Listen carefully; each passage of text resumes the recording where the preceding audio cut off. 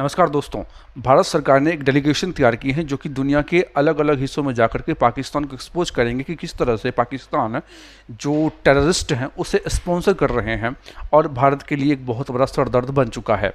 तो उस चीज़ को जाकर के ये डेलीगेशन वर्ल्ड लेवल पे एक्सपोज करने की कोशिश करेंगे। अब उसमें ये एक मल्टी पार्टी जो है ये एक डेलीगेशन रहेंगे जिसमें अलग अलग पार्टी से नेताओं को चुना गया है। शशि थरूर भी उसमें है, सुप्रिया सूले हैं और भी कई सारे नेता हैं, रविशंकर प्रसाद भी हैं। तो उसी में से एक नेता और भी चुने गए थे, यूसुफ पठान, जो कि टीएमसी से बिलोंग करते हैं। लेकिन कहानी ये आती है कि यूसुफ पठान जाने से मना कर दिया कि भैया मैं नहीं जाऊँगा, मैं नहीं जाऊँगा, ऐसी बात उन्होंने कह दी। अब जब उनसे सवाल पूछा कि भैया क्यों नहीं जाओगे आप, तो उन्होंने ये बताया कि भैया बात ऐसी है कि जो बीजेपी है वो टीएमसी को अप्रोच नहीं किया बल्कि डायरेक्टली यूसुफ पठान को अप्रोच किया। तो चलो ठीक है, मान लेते हैं कि बीजेपी ने टीएमसी को अप्रोच नहीं किया, डायरेक्टली यूसुफ पठान को अप्रोच किया। तो ऐसे केस में उनको चाहिए था कि पहले हम यूसुफ पठान को भेज दें और बाद में हम इस बात पर डिस्कस करेंगे कि कौन किसको पहले अप्रोच करना चाहिए था, नहीं करना चाहिए था। क्योंकि अभी यहाँ पे किसी भी पॉलिटिकल पार्टी का ईगो बड़ा नहीं है। इस वक्त जो बात हो रही है वो हो रही है नेशनलिज्म के ऊपर।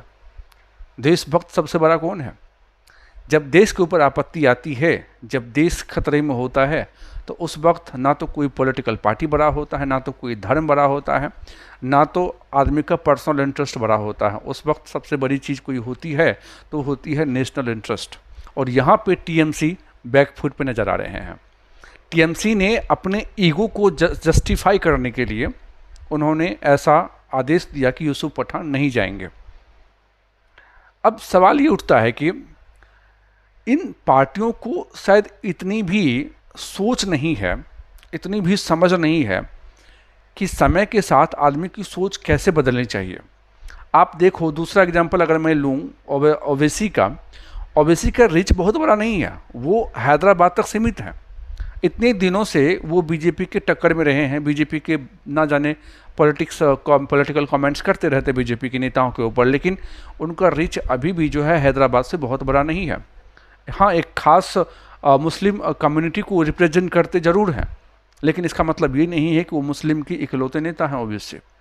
लेकिन जब बात आई नेशनलिज्म की तो उसमें ओवैसी कहीं पर भी आपको किसी भी एंगल से पीछे नहीं नज़र आते हुए नजर आएंगे। आपको वो हमेशा से पाकिस्तान के ऊपर टिप्पणी की है, पाकिस्तान को कटघरे में खड़ा करने की कोशिश किया है और एक टेरर स्पॉन्सर्ड स्टेट बोलने में कतई उन्होंने अपना पीछा नहीं दिखाया है।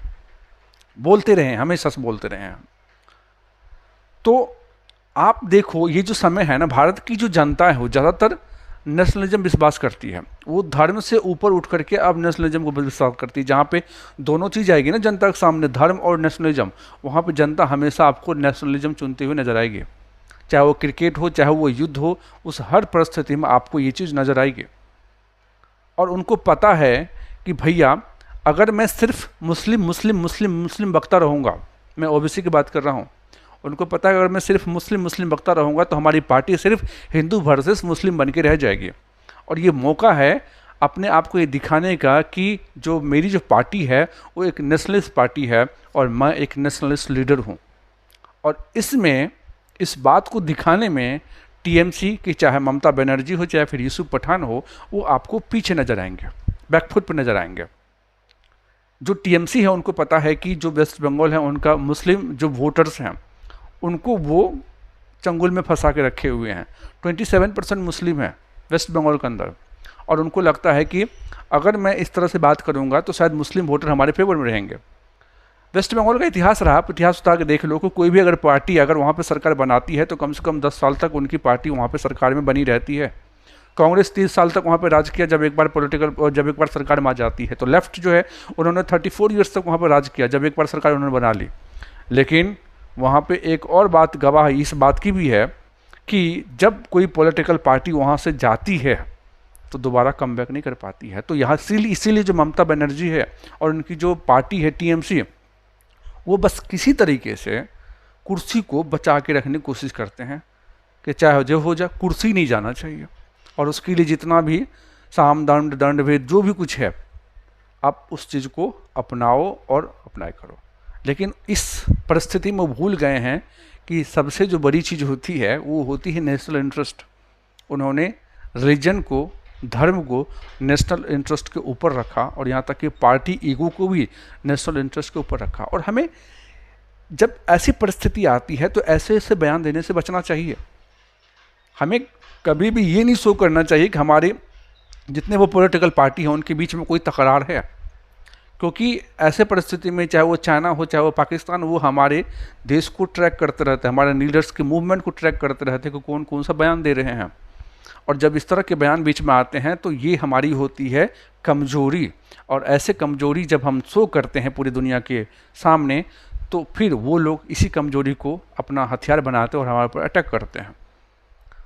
तो हमें अपनी कमजोरी शो नहीं करना चाहिए।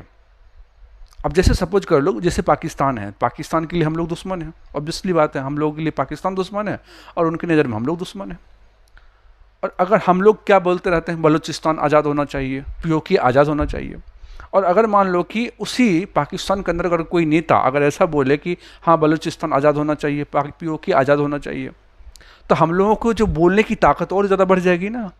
हम लोग बोलने लगेंगे देखो तुम्हारे नेता ही बोल रहे हैं बलूचिस्तान आज़ाद होना चाहिए, तुम्हारे नेता ही बोल रहे हैं पीओके आज़ाद होना चाहिए, तो फिर उसके वहाँ की जो सरकार है उसके हाथ में क्या रह जाएगा, झुंझुना।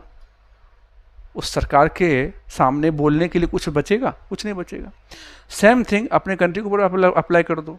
जब हमारे नेता अगर पाकिस्तान की बात बोलेंगे, पाकिस्तान की भाषा बोलेंगे, और जो हमारे दुश्मन बात करते हैं अगर वैसी बात बोलेंगे, तो इसी चीज़ का फ़ायदा उठाएंगे हमारे दुश्मन, चाहे वो चीन हो चाहे वो पाकिस्तान हो, और हमारी सरकार कमज़ोर पड़ती हुई नजर आएंगे। इसीलिए ऐसी परिस्थिति में तो कम से कम इस तरह के बयान नहीं होना चाहिए कि यूसुफ पठान नहीं जाएगा।